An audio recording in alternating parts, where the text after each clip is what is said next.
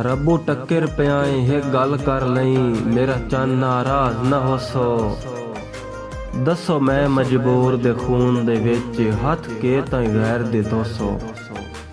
ਤੇ ਸ਼ੱਕ ਪਉਂਦਾ ਏ ਦਰਦ ਸਬਰਾਂ ਦੀ, ਤੁਸਾਂ ਵੇਖ ਅਖੀਰ ਖਲੋਸੋ। ਵੱਧੇ ਪਹਿਲ ਕਰਿੰਦੇ ਹੋ ਰੋਸਿਆਂ ਦੀ, ਵੱਧ ਆਪਣੀ ਵਾਰ ਨਾ ਰੋਸੋ।